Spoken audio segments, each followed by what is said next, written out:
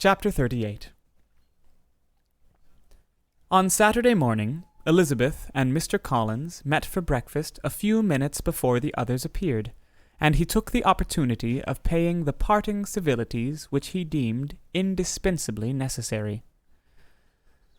"I know not, Miss Elizabeth," said he, "whether Mrs. Collins has yet expressed her sense of your kindness in coming to us, but I am very certain you will not leave the house without receiving her thanks for it. The favor of your company has been much felt, I assure you. We know how little there is to tempt anyone to our humble abode. Our plain manner of living, our small rooms, and few domestics, and the little we see of the world must make Hunsford extremely dull to a young lady like yourself. But I hope you will believe us grateful for the condescension, and that we have done everything in our power to prevent you spending your time unpleasantly." Elizabeth was eager with her thanks and assurances of happiness. She had spent 6 weeks with great enjoyment, and the pleasure of being with Charlotte, and the kind attention she had received, must make her feel the obliged. Mr. Collins was gratified, and with a more smiling solemnity replied, "It gives me the greatest pleasure to hear that you have passed your time not disagreeably. We have certainly done our best, and most fortunately, having it in our power to introduce you to very superior society, and from our connection with Rosings, the frequent means of varying the humble home scene, I think we may flatter ourselves that your Hunsford visit cannot have been entirely irksome.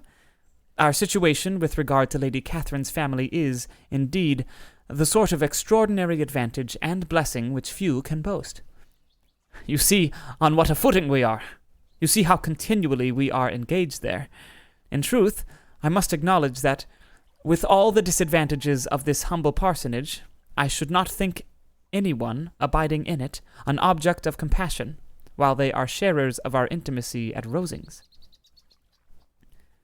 Words were insufficient for the elevation of his feelings, and he was obliged to walk about the room, while Elizabeth tried to unite civility and truth in a few short sentences. "You may, in fact, carry a very favorable report of us into Hertfordshire, my dear cousin. I flatter myself, at least, that you will be able to do so. Lady Catherine's great attentions to Mrs. Collins you have been a daily witness of, and altogether I trust it does not appear that your friend has drawn an unfortunate... But on this point it will be as well to be silent. Only let me assure you, my dear Miss Elizabeth, that I can, from my heart, most cordially wish you equal felicity in marriage. My dear Charlotte and I have but one mind, and one way of thinking.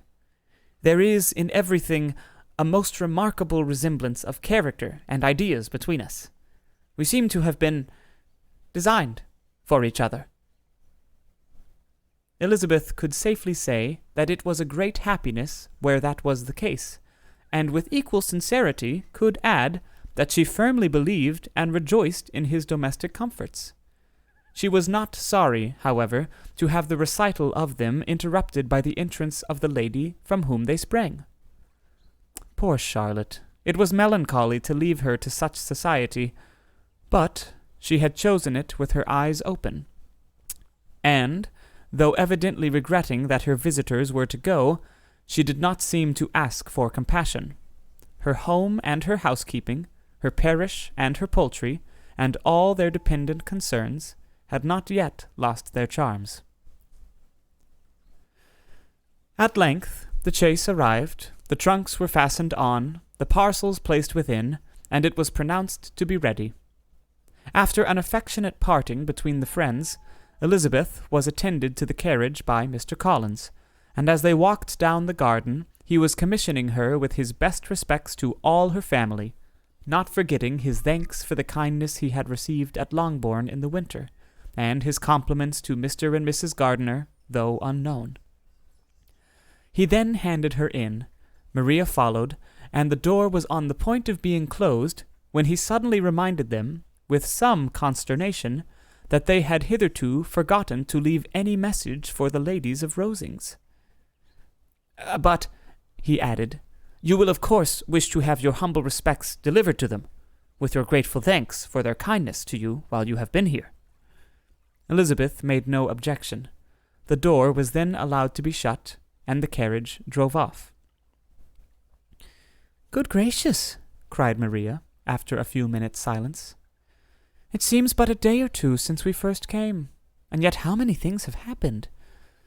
"A great many indeed," said her companion, with a sigh. "We have dined 9 times at Rosings, besides drinking tea there twice. How much I shall have to tell!" Elizabeth privately added, "And how much I shall have to conceal." Their journey was performed without much conversation or any alarm, and within 4 hours of their leaving Hunsford they reached Mr. Gardiner's house, where they were to remain a few days. Jane looked well, and Elizabeth had little opportunity of studying her spirits amidst the various engagements which the kindness of her aunt had reserved for them. But Jane was to go home with her, and at Longbourn there would be leisure enough for observation. It was not without an effort, meanwhile, that she could wait even for Longbourn before she told her sister of Mr. Darcy's proposals. To know that she had the power of revealing what would so exceedingly astonish Jane, and must, at the same time, so highly gratify whatever of her own vanity she had not yet been able to reason away, was such a temptation to openness as nothing could have conquered. But the state of indecision in which she remained as to the extent of what she could communicate, and her fear, if she once entered on the subject, of being hurried into repeating something of Bingley, which might only grieve her sister further.